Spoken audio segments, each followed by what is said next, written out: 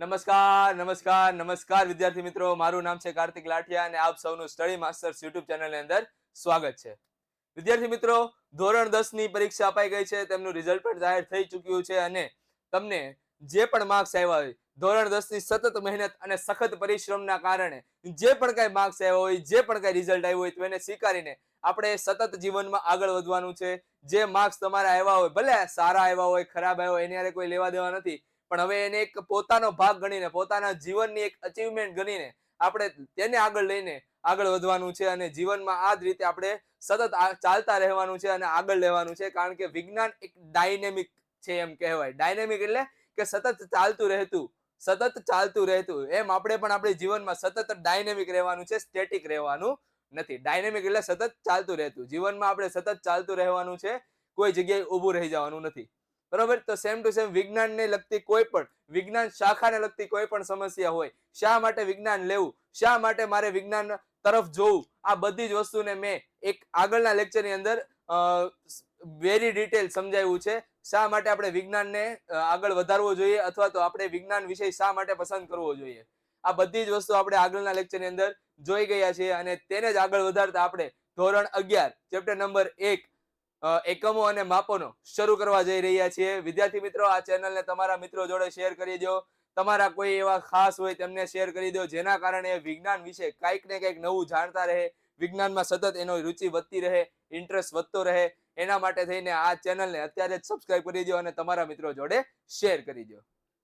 તો વિદ્યાર્થી મિત્રો, ધોરણ 11 શરૂ થઈ ગયું છે અને ધોરણ 11 નો સૌથી પહેલું ચેપ્ટર, સૌથી પહેલો પડાવ, સૌથી પહેલું અધ્યાય એ છે કે એકમો અને માપનો. એકમો અને માપનો. સર, એકમો અને માપનો એટલે શું થાય? મોટો સવાલ. એકમો અને માપનો એટલે શું? બરોબર, ચાલો હું તમને એક બેસિક ઉદાહરણ આપું. માનો કે તમે કોઈ કરિયાણા સ્ટોર ઉપર ગયા છો. બરોબર, કરિયાણા સ્ટોર ઉપર ગયા છો અને ત્યાં જઈને તમે એમ કહો કે ભાઈ મને 500 દાળ આપી દે, 500 દાળ આપી દે. હવે એના બે મતલબ થાય, 500 રૂપિયાની કાં તો 500 કિલોગ્રામની, 500 ગ્રામની. આ બધામાંથી કઈ દાળ?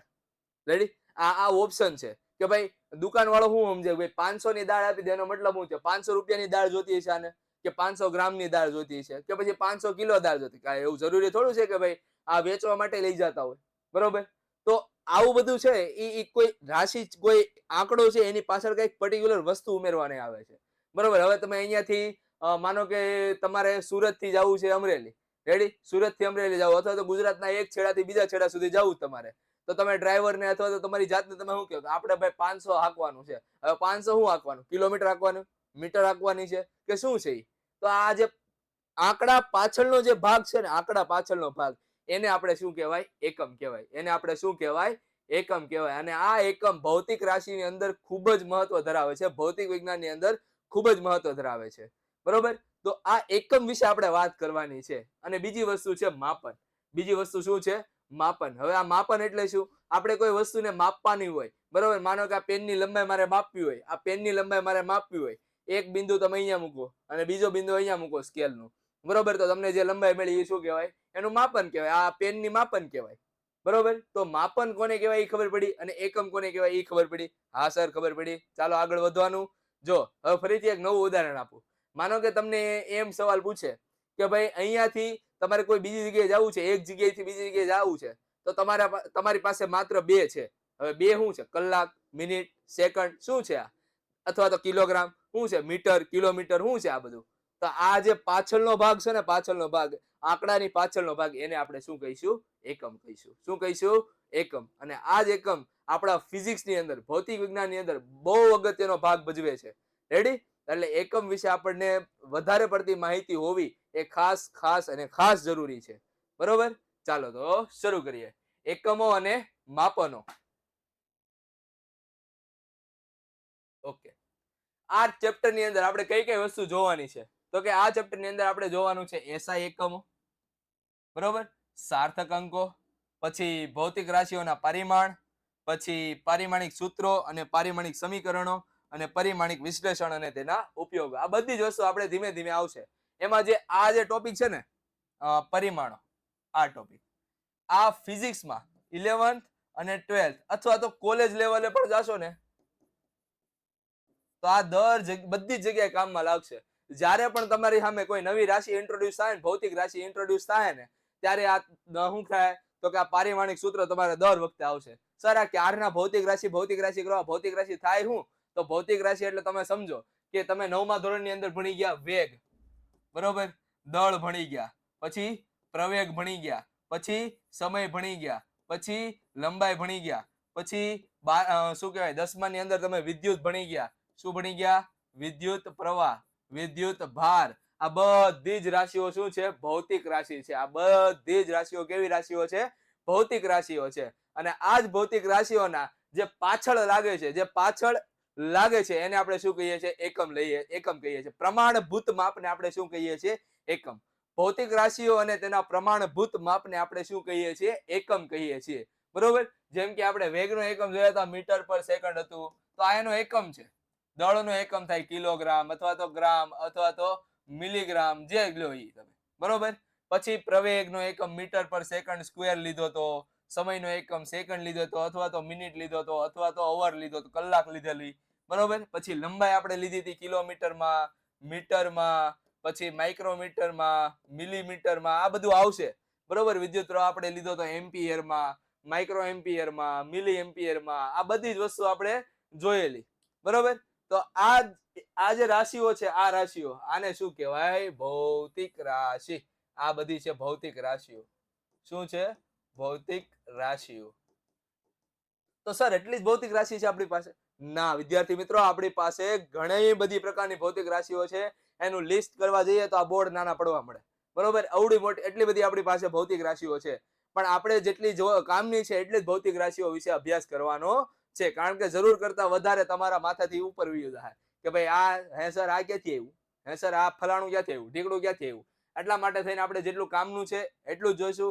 કંઈક નવું જાણવા જેવું છે એ કાં તો શોર્ટમાં અથવા તો કાં તો નવા વિડીયોની અંદર સમજવામાં આવશે. ઓકે, ચાલો આગળ વધીએ. એકમ એટલે શું? એકમ એટલે સૌપ્રથમ આપણે સમજીએ એકમ એટલે શું. તો એની વ્યાખ્યા હું કંઈક આ રીતે આપી શકું. કોઈ ભૌતિક રાશિ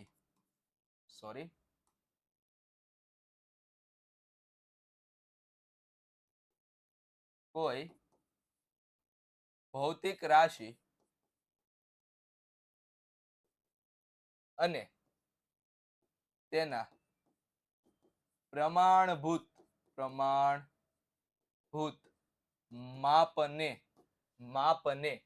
એકમ કહેવાય. બરોબર.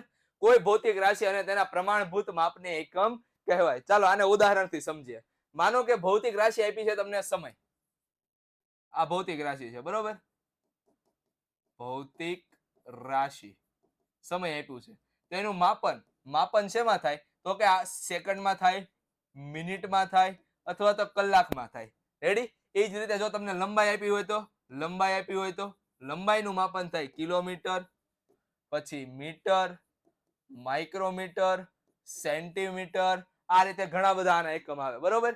પછી જો તમને દળની વાત કરવામાં આવે તો દળનું માપન થાય કિલોગ્રામમાં, ગ્રામમાં. જો ઘણા વિદ્યાર્થીને આવી ટ્રેવ હોય, જીએમ આ રીતે ગ્રામ. આ ગ્રામ નામનો કોઈ એકમ જ નથી. જીએમ નામનો આ નામનો એકમ છે જી. બરોબર. પછી માઇક્રોગ્રામ હોય, મિલીગ્રામ હોય, આ રીતે જુદા જુદા એકમો પડે છે. બરોબર. અને આ સાથે ઘણી બધી એવી ભૌતિક રાશિઓ હોય છે જેનું માપન આપણે જુદી જુદી એકમ પદ્ધતિઓમાં કરીએ છીએ. ઉદાહરણ તરીકે જોઈએ આપણે કે ભાઈ વેગનું માપન આપણે મીટર પર સેકન્ડમાં કરતા કે 9મું ધોરણ યાદ કરો. અને બીજું એકમમાં આપણે કિલોમીટર પર કલાક પર અવર આપણે લેતા. બરોબર. તો આ ભૌતિક રાશિ છે અને એનું માપન આમાં થાય છે, આ એકમમાં થાય છે. બરોબર. આ ભૌતિક રાશિ અને એનું માપન આ એકમમાં થાય છે. તો જોયું, કોઈ ભૌતિક રાશિ અને તેના પ્રમાણભૂત માપને શું કહેવાય છે? એકમ કહેવાય છે. બરોબર. શું કહેવાય? એકમ કહેવાય. બરોબર. તો આ થઈ ગઈ એકમની વ્યાખ્યા. હવે આપણી પાસે એક એવો સવાલ આવે કે સર આ એટલી બધા એકમ મારે યાદ રાખવા? કેટલી રાશિઓ છે આપણી પાસે? હાલો તમે 10મા ધોરણ 9મા 10માની વાત કરું, આપણી પાસે કેટલી બધી રાશિઓ છે. બરોબર. દળ, સમય, વેગ, પ્રવેગ, બળ, કાર્ય, સ્થિતિ ઉર્જા, ગતિ ઉર્જા. બરોબર. આ બધી ઉર્જા. પછી પાવરનો આપણે જોયું હતું, વિદ્યુત પ્રવાહ જોયું હતું, વિદ્યુત સ્થિતિમાન જોયું હતું, વિદ્યુત ક્ષેત્ર જોયું હતું, પછી વિદ્યુત ભાર જોયું હતું. આ બધા જ રાશિઓ આપણે બધી રાશિઓ યાદ રાખવાની સર? ના. અમુક રાશિઓ એવી હોય છે કે જે કોઈના ઉપર આધાર નથી રાખતી. રેડી? અમુક રાશિઓ એવી હોય કે જે કોઈના ઉપર આધાર રાખતી નથી. એવી રાશિ હોય સાહેબ, જેમ કે તમારું દળ. હાલો, તમારું દળ કોઈના ઉપર આધાર રાખે? તમે આમ ઊભા છો કે આમ ઊભા છો, કોઈ જગ્યાએ ઊભા હો તો તમારું દળ ફેરફાર થાય? ન થાય. બરોબર? તમે પૃથ્વી ઉપર છો કે ચંદ્ર ઉપર છો, તમારું દળ બદલાય? ન બદલાય. સર બદલાય તો ખરા ને. ઓલો છઠ્ઠા ભાગનું થાય ઈ કયું? ખોટું કેમ બોલો છો? અરે વાલા, ઈ દળ નથી, ઈ વજન છે. શું છે? વજન. આપણું વજન બદલાય છે, દળ તો એનું જ રહેશે. સમજો, આ મગજમાં કોન્સેપ્ટ ક્લિયર કરજો કે સર તમે એમ કીધું કે દળ બદલાતું નથી આપણું, તો હું ચંદ્ર ઉપર જાઉં મારું દળ તો છઠ્ઠા ભાગનું થઈ જાય. એલા ભાઈ, દળ નથી થતું, ઈ વજન થાય છે છઠ્ઠા ભાગનું. બરોબર? અને દળ અને વજનમાં શું ફરક છે ઓલરેડી 9મા ધોરણમાં જોઈ ગયા આપણે. બરોબર? કે ભાઈ દળ છે, દળ એ કોઈ જગ્યાએ બદલાતું નથી, જ્યારે વજન છે એ બધી જગ્યાએ અલગ અલગ હોય. બરોબર? અને વજન છે ને, વજન એ એક પ્રકારનું શું કહેવાય, બળનું એકમ છે. બરાબર? જ્યારે દળ છે એ સ્વતંત્ર રાશિ છે. બરોબર? તો જો, ચાલો, દળ કોઈના ઉપર આધાર નથી રાખતું. સમય કોઈના ઉપર આધાર રાખે? કોઈના ઉપર નો આધાર રાખે. તમને એમ થાય કે સર મારે આજે સમયને ઊભું રાખવાનું કીધું છે, સ્ટેચ્યુ એમ કહી દો તો સમય ઊભો રહી જાય?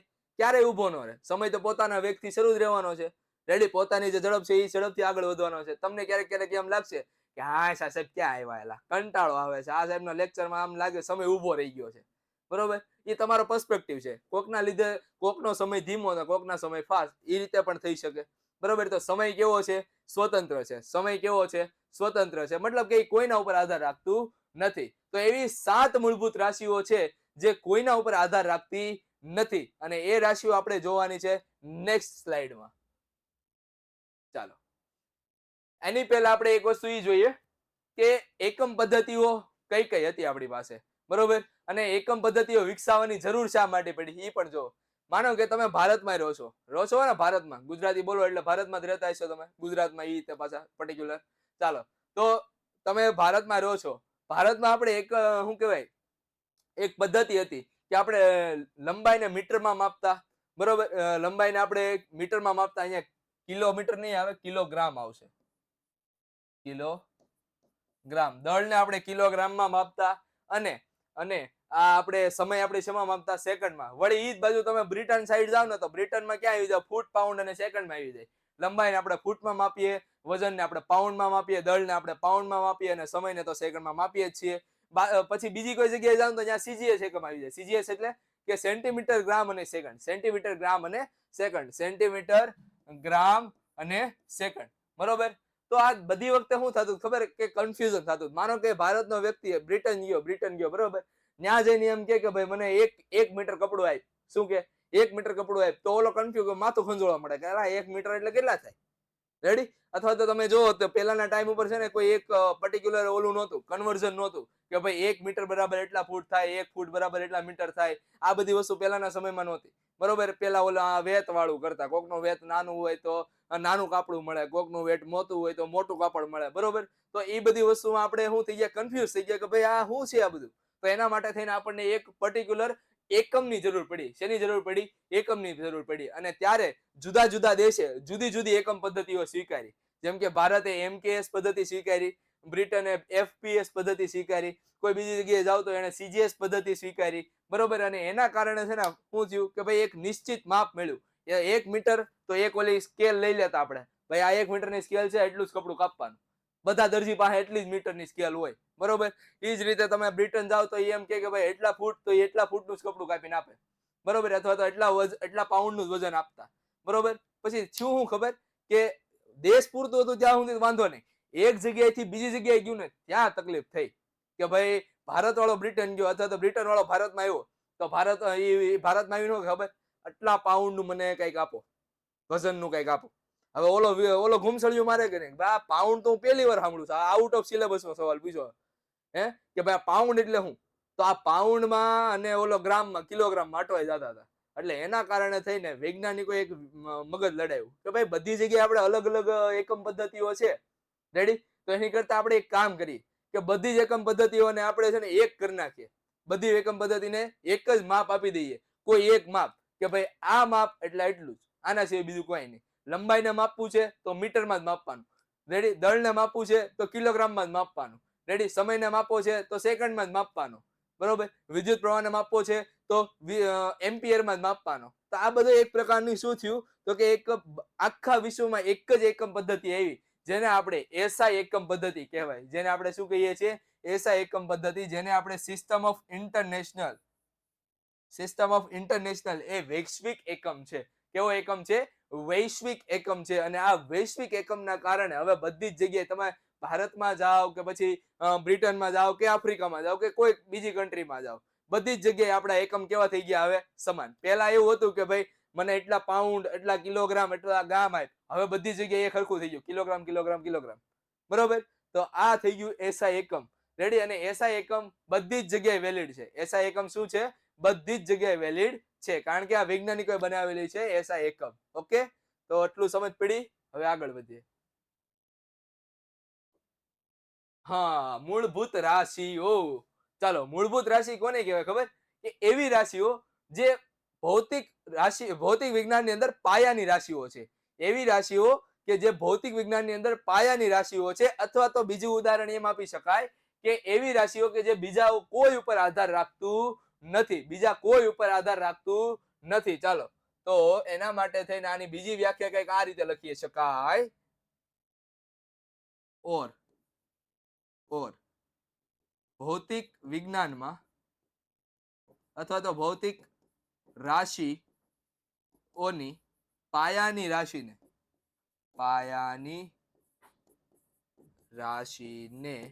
શું કહેવાય? મૂળભૂત રાશિઓ કહેવાય. મૂળભૂત રાશિઓ કહેવાય. બરોબર.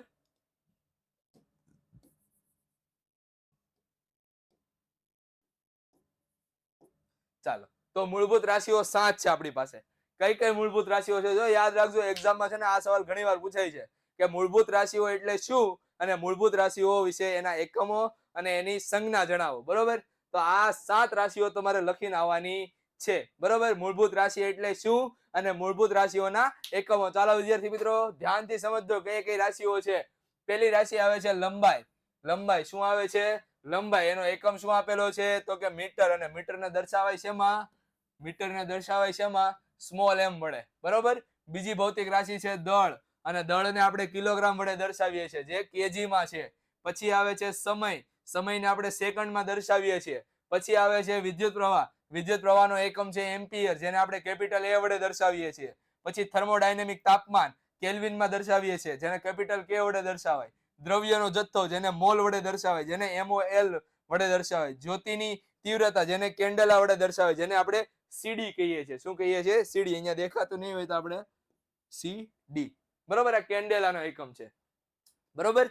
તો આ 7 ભૌતિક રાશિઓ પાયાની ભૌતિક રાશિઓ છે, જે કોઈના ઉપર આધાર રાખતી નથી. ચાલો, જ્યોતિની તીવ્રતા એટલે શું ખબર કોઈને? જો જ્યોતિની તીવ્રતા એટલે બેસિકલી શું થાય ખબર? કે આ તમે શું કહેવાય, બલ્બ કરેલો છે. બરોબર. બલ્બ પ્રકાશિત કરેલો છે, તો એની આસપાસ જે પ્રકાશ નીકળે છે એની તીવ્રતાને આપણે શું કહીએ છીએ? કેન્ડેલા કહીએ છીએ. એને તીવ્રતાને આપણે શું કહીએ છીએ? કેન્ડેલા કહીએ છીએ. એનો એકમ શું છે? કેન્ડેલા. અને આપણે કહીએ છીએ એને જ્યોતની તીવ્રતા. બરોબર. તો પછી દ્રવ્યનો જથ્થો તમારે કેમેસ્ટ્રીની અંદર આવે છે. કેમેસ્ટ્રીમાં 11મા ધોરણમાં તમે ભણશો કે 1 મોલ કોઈ તત્વ લ્યો તો એની અંદર 6.02 ગુણ્યા 1023 અણુઓ હોય. બરોબર. તો એને 1 મોલ જથ્થો કહેવાય. બરોબર. એ જ રીતે થર્મોડાયનેમિક તાપમાન, વિદ્યુત પ્રવાહ, સમય, દળ અને લંબાઈ, આ બધી જ મૂળભૂત રાશિઓ છે. બરોબર. હવે સર આ મૂળભૂત રાશિઓ કેમ અને ક્યારે 1 ગ્રામ અથવા તો 1 કિલોગ્રામ કહેવાય? આ તમારી ટેક્સ્ટ બુક ની અંદર બહુ સારી એવી ઇન્ફોર્મેશન આપેલી છે. તમે આ જોશો ને તો એમાં એક ટેક્સ્ટ બુકમાં જોશો તમે, બાજુમાં હજી એક કોલમ આપેલી છે. બરોબર. હવે 1 સેકન્ડની વ્યાખ્યા શું આપેલી છે ખબર? કે કોઈ એક પરમાણુના 99 લાખ અથવા તો 9 અબજ જેટલા દોલનો પછી 99 લાખ અથવા તો 9 અબજ દોલનો પછી જે સમય થાય એને 1 સેકન્ડ કહેવાય. સીઝિયમ નો લગભગ અણુ છે. બરોબર. કે એક વાર આમાં કેટલી વાર આવા દોલન થવા જોઈએ? તો એવા દોલન થવા જોઈએ 9 અબજ અથવા તો 9 કરોડ 90 કરોડ જેટલા, એવું કંઈક છે. બરોબર. એટલા દોલન થાય અને એ દોલન માટે જે સમય લે એને આપણે શું કહીએ? 1 સેકન્ડ. હવે સર આટલી બધી વસ્તુ ક્યાં ગણવા જઈએ મારે? વૈજ્ઞાનિક પદ્ધતિમાં બધું જ શક્ય બને છે.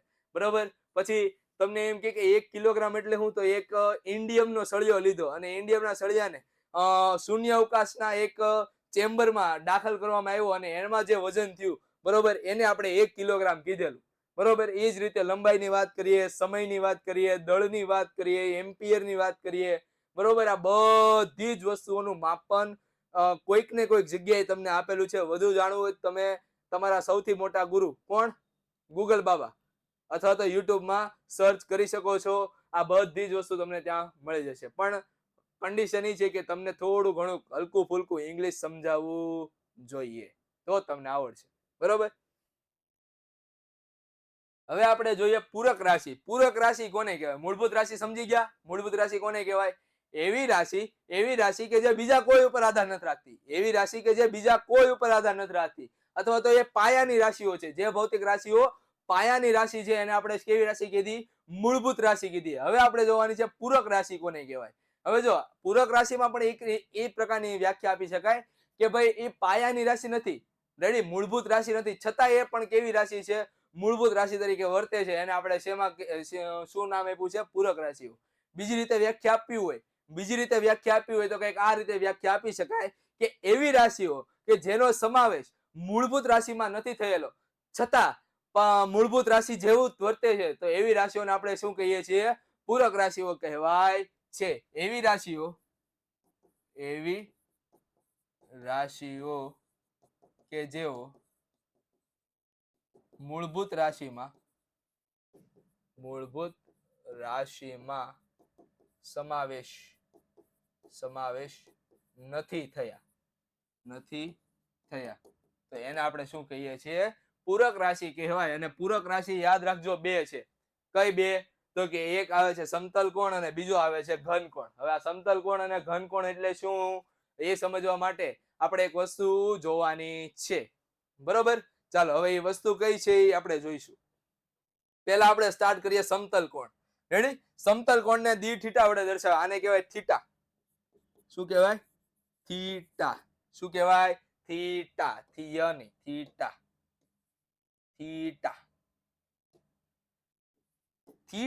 શું કહેવાય? થીટા. એના પછી આવે છે ઘનકોણ. ઘનકોણને આપણે ઓમેગા વડે દર્શાવાય. શું, શેના વડે?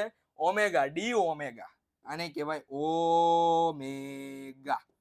શું કહેવાય? ઓમેગા. શું? ઓમેગા. એક થીટા અને બીજો ઓમેગા.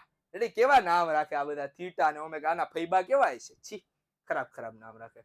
જો ફરીથી મેં તમને કીધું કે ફિઝિક્સ ની અંદર જે ગ્રીક વૈજ્ઞાનિકો છે એનો ફાળો બહુ વધારે છે. ગ્રીક કલ્ચરનો ફાળો બહુ વધારે છે. આ થીટા, ઓમેગા, આ બધી જ વસ્તુ, શું કહેવાય, જે ફિઝિક્સ છે, ફિઝિક્સ, ફિલોસોફી, બરોબર, એ પોતે ગ્રીક શબ્દ છે, બરોબર. જેને આપણે ફિઝિક, એમાં સી આવે ને એને બદલે કે લોકો લખે છે. એ લોકો કે લખે છે અને પછી એસ લખે છે, બરોબર. તો ફિઝિક્સ પોતે એક ગ્રીક વર્ડ છે. એના આટલા માટે થઈને આપણે ફિઝિક્સમાં જો મોટા ભાગના જે વર્ડ છે, મોટા ભાગની જે સંજ્ઞા છે, આ બધી જ વસ્તુ ગ્રીક અક્ષરોમાં જોવા મળે છે. જેમ કે થીટા છે એ ગ્રીક છે, ઓમેગા છે એ ગ્રીક છે, પછી alpha, beta, gamma, theta, lambda, beta, આ બધી જ વસ્તુ તમને શેમાં જોવા મળે છે? ગ્રીક લેટર ની અંદર જોવા મળે છે. કારણ કે આ મોટા ભાગનું કામ ગ્રીક લોકોનું છે.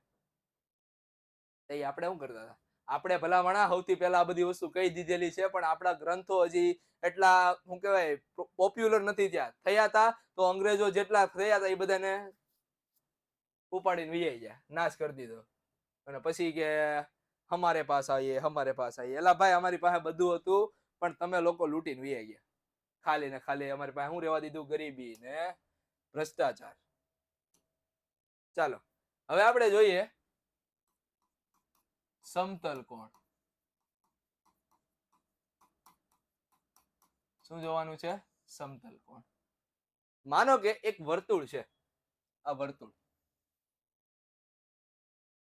ગોળ, થોડુંક ગોળ. આ એનું કેન્દ્ર છે. આ વર્તુળ છે અને આ એનું કેન્દ્ર છે. એની ત્રિજ્યા r છે. સપોઝ કે કેન્દ્ર સાથે કોઈ બીજો પદાર્થ આ રીતે છે. આ થઈ ગયો થીટા, એંગલ. શું થઈ ગયો? એંગલ. એ એંગલ ને આપણે શું કહીએ છીએ? પ્લેન એંગલ અથવા તો સમતલ કોણ. શું કહેવાય? સમતલ કોણ. આ છે સમતલ કોણ. સમતલ કોણ. માનો કે કોઈ પદાર્થ અહીંયા હતો એ બિંદુએ અને ત્યાંથી બી બિંદુ આગળ જાય છે અને વચ્ચે કોઈ સી બિંદુ લઈ લઉં, બરોબર? તો એ પદાર્થે ગતિ કયા પથ પર કરી? તો કે એ સી અને બી. કયા પથ પર કરી? એ સી અને બી. હવે વિચાર કરો કે આ એનું રેખીય સ્થાનાંતર છે, આ એનું રેખીય સ્થાનાંતર છે, મતલબ કે સીધા પથ ઉપર હાલવા ગયો તો એટલું ચાલ્યો, પણ એના કેન્દ્ર આગળથી કેટલું ચાલ્યો હોય છે? કેન્દ્ર આગળ જો આ રીતે છે, આમ, બરોબર? આ જે મારા હાથ વચ્ચે જે એંગલ દેખાય, આ એંગલ દેખાય, બરોબર? આ એંગલ, આ થીટા થઈ ગયો. આ શું થઈ ગયો? થીટા થઈ ગયો, બરોબર? એ કોણીય સ્થાનાંતર છે અને આ કોણીય સ્થાનાંતરને જ આપણે શું કીધું છે? સમતલ કોણ કીધેલો છે. રેડી? શું કીધેલું છે? સમતલ કોણ. અને સમતલ કોણની જો મારે વ્યાખ્યા લખવી હોય તો સમતલ કોણ કંઈક આ રીતે લખી શકાય કે આપેલા વર્તુળ માટે રેખીય ચાપ અને ત્રિજ્યા ના ગુણોત્તરને શું કહેવાય? સમતલ કોણ કહેવાય. વ્યાખ્યા જો આ રીતે લખાય. શું કીધું છે સમતલ કોણની વ્યાખ્યા? તો કે સમતલ કોણની વ્યાખ્યા એ કીધેલી છે કે રેખીય ચાપ અને ત્રિજ્યાના ગુણોત્તરને. રેખીય ચાપ કોણ છે આપણી? અહીંયા ACB. આ રેખીય ચાપ છે. આ શું છે આપણી? રેખીય ચાપ. તો સમતલ કોણ થીટા બરાબર લખાય, સમતલ કોણ થીટા બરાબર લખાય ચાપના છેદમાં ત્રિજ્યા. આથી ડી થીટા બરાબર DL/R. રેડી? DL/R. અને આનો જો એકમની વાત કરવામાં આવે તો એકમ છે આનો રેડિયન, જેને આપણે શોર્ટમાં દર્શાવવું હોય તો RAD વડે દર્શાવાય, રેડિયન, બરોબર? તો આ સમતલ કોણ થઈ ગયો. સમતલ કોણમાં કોઈને કઈ ડાઉટ નહીં. સમતલ કોણ એ 2D ડાયમેન્શન છે. રેડી? 2D કોન્સેપ્ટ છે. રેડી? સમતલ કોણ એ કેવો કોન્સેપ્ટ છે? 2D કોન્સેપ્ટ છે, બરોબર? મતલબ કે બે પરિમાણ છે. આના x અને y અક્ષ જ છે. જો તમે આને x અને y અક્ષમાં દોરવાની ટ્રાય કરો તો આને y અને આને x અક્ષ કહી દો તો આ બે જ પરિમાણ છે આના. रेडी? ત્રીજી z डायरेक्शन કેવી છે? ગાયબ. यहाँ पे कुछ है ही नहीं, z डायरेक्शन है ही नहीं, z डायरेक्शन नहीं है, बरोबर? એટલા માટે થઈને આ બે પરિમાણીય રચના છે. એટલે સમતલને યાદ રાખવું હોય તો વર્તુળ યાદ રાખી લ્યો અને ઘનકોણને યાદ રાખવો હોય તો તમે ગોળો યાદ રાખી લ્યો. શું? ફરીથી, સમતલ કોણને યાદ રાખવું હોય તો વર્તુળ યાદ રાખી લો અને ઘનકોણને યાદ રાખવું હોય તો ગોળો યાદ રાખી લો. સર, વર્તુળ અને ગોળામાં શું ફરક છે એ તો અમને ખબર નથી. જો વર્તુળ છે ને, વર્તુળ એને માત્ર ને માત્ર દોરી શકાય, એને પકડી ન શકાય. વર્તુળને માત્ર ને માત્ર દોરી શકાય, એને પકડી ન શકાય, બરોબર? જ્યારે ગોળાને આપણે પકડી શકીએ પણ દોરી ના શકીએ, પકડી શકીએ પણ દોરી ના શકીએ. વિચાર કરો, તમારી પાસે બંગડી છે, બંગડીને તમે દોરી દો, બરોબર? પણ તમારી પાસે ટેનિસનો દડો છે, એ તમે દોરી એકવાનો ક્યારે? પેપર ઉપર નથી દોરી એકવાના. તો આ વર્તુળ અને ગોળા વચ્ચેનો તફાવત છે, બરોબર? અને ગોળો જે આવ્યો ત્યાં ઘન કોણ આવવાનો. ગોળો જે આવ્યો ત્યાં ઘન કોણ આવવાનો. રેડી? ચાલો હવે આગળ વધીએ. આ થઈ ગયું આપણું ઘન કોણ.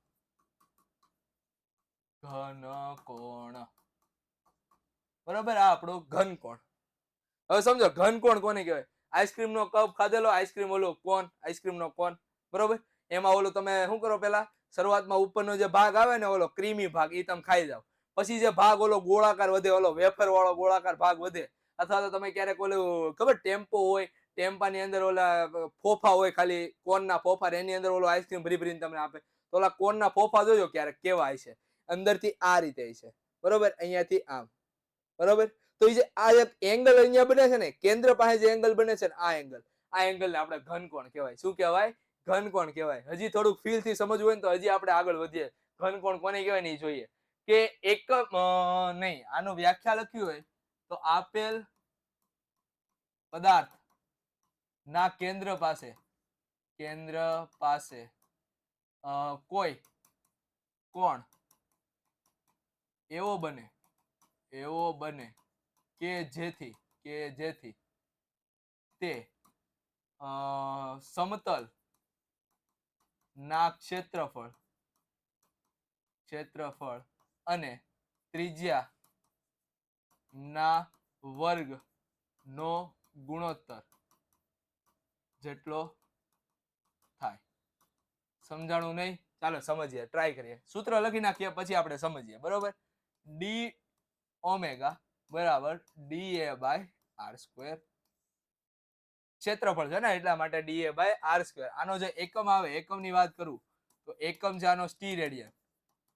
સ્ટીરેડિયન જેને આપણે SR વડે દર્શાવીએ. બરોબર, શેના વડે દર્શાવાય? SR વડે. અને ઘનકોણ કેવી રચના છે? 3D રચના છે. કેવી રચના છે? 3D. વિચાર કરો કે એક ગોળો છે તમારી પાસે આ રીતે. બરોબર,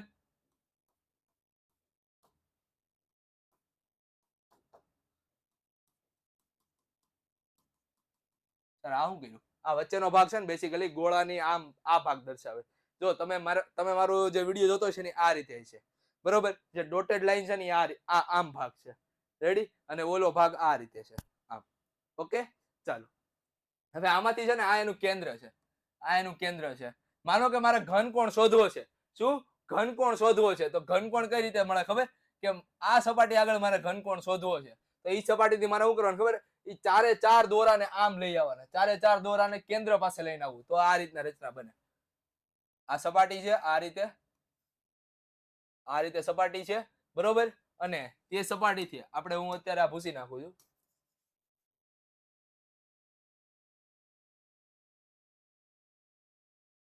ઓકે, અને આ એનું કેન્દ્ર છે. આ એનું કેન્દ્ર છે. બરોબર, ત્યાંથી હવે શું કરવાનું ખબર? તમારે બધી જ દિશામાંથી આવું લઈ લેવાનું. હા, એક આમ, એક આમ, એક અહીંયાથી આ રીતે, અને એક અહીંયાથી આ રીતે. તો કેન્દ્ર આગળ જે કોણ બન્યો, આ જે કોણ બન્યો, આ કોણને આપણે શું કહેવાય? સમતલ કોણ કહેવાય. સમતલ કોણ. તમે જો સમતલ કોણ કઈક આ રીતના છે. બરોબર, આ શું થઈ ગયો તમારો સમતલ કોણ. માનો કે આનું ક્ષેત્રફળ DA છે. કેટલું છે? DA. અને આ ત્રિજ્યા છે, ત્રિજ્યા R છે. બધી ત્રિજ્યા R જ હશે હો, બધી ત્રિજ્યા R છે. તો સમતલ કોણનું સૂત્ર આ રીતે દર્શાવાય. ડી ઓમેગા બરાબર DA by R square. DA by R square. બરોબર, જો અહીંયા વાત કરીએ તો આ જો એક આખે આખું ભૂંગળું બનાવ્યું. મેં કીધું ને આમ આ રીતે આખે આખું ભૂંગળું બનાવ્યું. અહીંયાથી આ રીતે છે. બરોબર, ચાલો તો આ જે ખૂણો બન્યો, આ ખૂણો બન્યો, આ ખૂણો આપણો સમતલ ઘનકોણ છે. શું છે? ઘનકોણ. બરોબર, સોરી સમતલ કોણ શું હશે? અહીંયા ઘનકોણ આવશે. ઘનકોણ. બરોબર, ચાલો આ ખૂણો બન્યો એ આપણો કેવો બનશે? ઘનકોણ બનશે. અને આ એનો શું થઈ ગયો? Area vector. Same to same અહીંયા જો આ તમારો ફરી પાછો આવડો જે એંગલ બન્યો, આ એંગલ કેવો થઈ ગયો? ઘનકોણ થઈ ગયો. બરોબર, અને આ એનો એરિયા થઈ ગયો. બરોબર, એટલે તમે જો કે આમ વસ્તુ જોડાયેલી હોય આ રીતે, તો મારા જે આ હાથ છે, આ હાથ પાસેનો જે ખૂણો બન્યો, આ ખૂણો. બરોબર, આ ખૂણાને આપણે શું કહીએ? ઘનકોણ કહીએ. શું કહીએ? ઘનકોણ કહેવાય. તમારે બીજું ઉદાહરણ જોવું છે? ચાલો, જો તરબૂચ તમે લેવા ગયા છો. બરોબર, તરબૂચ લેવા ગયા છો. ધ્યાનથી સમજો આ તરબૂચ લેવા વાળી વાત. જો તમે તરબૂચ લેવા ગયા છો, ઉનાળાની સિઝન હોય અને તમે તરબૂચ લેવા ગયા હો, તો શું થાય ખબર? તરબૂચ વાળો આ રીતે એક ચોરસ ભાગ કાઢશે અને એમાંથી અંદર ચાકુ નાખીને એક આ રીતે એક ચોરસ ટુકડો કાઢશે. એ ટુકડો કેવો છે? અહીંયાથી આમ હશે, અહીંયાથી આમ હશે. તો એ કેન્દ્ર છે ને, કેન્દ્ર એ બેસિકલી ઘનકોણ છે. શું છે? ઘનકોણ વાળું કેન્દ્ર છે. મતલબ કે કેન્દ્ર પાસે શું બને છે? ઘનકોણ બને છે. એ આ રીતે બનશે. જો આ રીતે ઘનકોણ. બરોબર, તો આ થઈ ગયું તમારું ઘનકોણની વ્યાખ્યા અને એનું એક્સપ્લેનેશન. રેડી? સમજ પડી? મને આશા છે કે તમને આ સમજાતું હશે. જો એવું હોય તો આ ચેનલને સબસ્ક્રાઇબ કરી દો, તમારા મિત્રો જોડે શેર કરી દો. જેને ઘનકોણ થોડોક અઘરો લાગતો હોય એની સાથે આ શેર કરી દો આ વિડીયોને, જેથી કરીને એ પણ સારી રીતે સમજી શકે. ચાલો હવે આપણે આગળ વધીએ. સાધિત રાશિ, છેલ્લી રાશિ. હવે સર ક્યારે વિડીયો પતાવવાના? છેલ્લી રાશિ ભાઈ, સાધિત રાશિ. બરોબર, કે ભાઈ સાધિત રાશિ કોને કહેવાય? એવી રાશિ કે જે મૂળભૂત રાશિ નથી અને પૂરક રાશિ પણ નથી. એના સિવાયની બધી રાશિઓને કેવી રાશિ કહેવાય? સાધિત રાશિ કહેવાય. એવી રાશિ કે જે મૂળભૂત રાશિ પણ નથી અને પૂરક રાશિ પણ નથી. તો એવી રાશિઓને આપણે કેવી રાશિ કહીએ છીએ? साधित राशि कहवाय. केवी राशि कहवाय? बाबा बोलते हैं साधित राशि. क्या बोलते हैं? साधित राशि. साधित राशि શું કહેવાય? જો બચ્ચા, એક બી રાશિ, જો કોઈ પણ રાશિ એવી હોય કે જે બીજા ઉપર આધારિત હોય, કેવી બીજા ઉપર આધારિત હોય, તો એવી રાશિઓને પણ શું કહેવાય? સાધિત રાશિ કહેવાય. સુન બચ્ચા, ક્યાં બોલા મેં કે એવી રાશિઓ કે જે બીજા ઉપર આધાર રાખતી હોય એવી રાશિઓને કેવી રાશિ કહેવાય? સાધિત રાશિ કહેવાય. અથવા તો બીજી વસ્તુ કેવી હોય તો શું કહી શકાય કે એવી રાશિઓ કે જે મૂળભૂત રાશિ નથી અને પૂરક રાશિ પણ નથી, આ સિવાયની બધી રાશિઓ કેવી રાશિ છે? સાધિત રાશિ છે. કેવી રાશિ છે? સાધિત રાશિ છે. રેડી? Okay, clear? સમજમાં આવ્યું? હા કે ના? ચાલો, ઉદાહરણ તરીકે હું લઈ શકું વેગ. વેગ, આ વેગ આપણે બધું જોઈ ગયા. વેગ એટલે શું થાય? 9મા ધોરણમાં જોઈ ગયા. ચાલો, વેગ એટલે સ્થાનાંતર ના છેદમાં સમય. હવે જો તમે અહીંયા વેગ સ્થાનાંતર ઉપર પણ આધાર રાખે છે અને સમય ઉપર પણ આધાર રાખે છે. સ્થાનાંતર એટલે કે લંબાઈ, સમય એટલે કે સમય, બરોબર? તો એ બંને કેવી રાશિઓ છે? તો કે મૂળભૂત રાશિઓ છે. તો એવી રાશિઓ કે જે મૂળભૂત રાશિ ઉપર પ્રત્યક્ષ કે પરોક્ષ રીતે આધાર રાખતી હોય તો આવી રાશિઓને કેવી રાશિ કહેવાય? મૂળભૂત રાશિ કહેવાય. ચાલો, આ તો પ્રત્યક્ષ રીતે છે. પ્રત્યક્ષ રીતે આધાર રાખે મતલબ કે ડાયરેક્ટ સ્થાનાંતર અને સમય આવી ગયો. પણ એના બદલે જો હું વેગની વાત કરું, વેગમાનની વાત કરું, વેગમાન, તો વેગમાન ન્યૂટનની ગતિનો કયો નિયમ? ચાલો, ન્યૂટનની ગતિનો કયો નિયમ? કમેન્ટ કરો. વેગમાન ન્યૂટનની ગતિનો કયો નિયમ? બીજો નિયમ. ન્યૂટનની ગતિનો બીજો નિયમ. વેગમાન બરાબર દળ ગુણ્યા વેગ. જો અહીંયા વેગમાન છે દળ ઉપર આધાર રાખે છે અને વેગ ઉપર આધાર રાખે છે, પણ વેગ સમય અને સ્થાનાંતર ઉપર આધાર રાખે છે. મતલબ કે વેગમાન 3 મૂળભૂત રાશિ ઉપર આધાર રાખે છે. કઈ કઈ રાશિ? દળ, સ્થાનાંતર અને સમય. સમજ પડી? હલો, હા કે ના? હલો, ફરી અહીંયા ધ્યાન આપો. એવી રાશિઓ કે જે પ્રત્યક્ષ કે પરોક્ષ રીતે મૂળભૂત રાશિ ઉપર આધાર રાખતી હોય તો એવી રાશિઓને સાધિત રાશિ કહેવાય. એવી રાશિઓ કે જે બીજાના ઉપર આધાર રાખતી હોય, બીજાના એટલે કે મૂળભૂત રાશિ ઉપર આધાર રાખતી હોય પ્રત્યક્ષ કે પરોક્ષ, એવી રાશિઓને કેવી રાશિ કહેવાય? સાધિત રાશિ કહેવાય. જેમ કે વેગની વાત કરું તો વેગ સ્થાનાંતર અને સમય ઉપર આધાર રાખે છે, તો આ પ્રત્યક્ષ આધાર રાખે છે મૂળભૂત રાશિ ઉપર. જ્યારે વેગમાનની વાત કરું તો વેગમાન દળ અને વેગ ઉપર આધાર રાખે છે, પણ વેગ કઈ કઈ મૂળભૂત રાશિ ઉપર આધાર રાખે છે? સ્થાનાંતર અને સમય ઉપર. તો આમ વેગમાન 3 મૂળભૂત રાશિ ઉપર આધાર રાખે છે. જો બળની વાત કરવામાં આવે, બળ, તો બળને આપણે લખીએ દળ ગુણ્યા પ્રવેગ. ન્યૂટનની ગતિનો બીજો નિયમ જ તે, F બરાબર માં. બરોબર? આ માં જો પ્રવેગ છે, પ્રવેગ બરાબર શું લખાય ખબર? પ્રવેગ બરાબર લખાય વેગના છેદમાં સમય. હજી આમાં 3 મૂળભૂત રાશિ આવતી નથી. હજી આમાં મૂળભૂત રાશિ કોણ ઘટે? આવડિયા. તો હજી આ શું થાય? દળ ગુણ્યા સ્થાનાંતરના છેદમાં સમય, અને એના છેદમાં ફરી પાછો શું આવે છે? સમય. આમ અહીંયા તમે જોવો કે 3 મૂળભૂત રાશિઓ આવી ગઈ ફરી પાછી. કઈ? દળ, સ્થાનાંતર અને સમય. સર, બધી જ વસ્તુ સમય, સ્થાનાંતર અને દળ ઉપર આધાર રાખતી છે? ના, જરૂરી નથી કે બધી વસ્તુ દળ, સ્થાનાંતર અને સમય ઉપર આધાર રાખે. રેડી? કોઈક રાશિ એવી હોય જે તાપમાન ઉપર આધાર રાખતું હોય, કોઈક રાશિ એવી હોય જે વિદ્યુત પ્રવાહ ઉપર આધાર રાખતી હોય, કોઈક રાશિ એવી હોય જે મોલ ઉપર આધાર રાખતી હોય. આમ જુદી જુદી રાશિઓ જુદા જુદા મૂળભૂત રાશિઓ ઉપર આધાર રાખતી હોય શકે. તો આ થઈ ગયું સાધિત રાશિ, મૂળભૂત રાશિ, પૂરક રાશિ, એકમ પદ્ધતિઓ. એકમ એટલે શું? આ બધી જ વસ્તુ આપણે એક લેક્ચરની અંદર જોઈ ગયા. ભારે ભરખમ થોડોક વિડીયો થઈ ગયો છે હું જાણું છું, પણ તમારા માટે છે, બહુ જ કામનો વિડીયો છે. આ વિડીયો તમને ખ્યાલ આવી ગયો તો આના પછીના થોડાક તમને ખબર પડશે.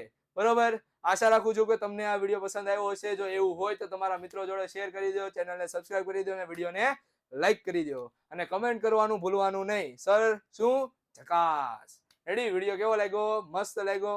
આપણે મળીએ છીએ next time. Till then, thank you. ધ્યાન રાખજો તમારું અને તમારા મમ્મી પપ્પાનું. બાય.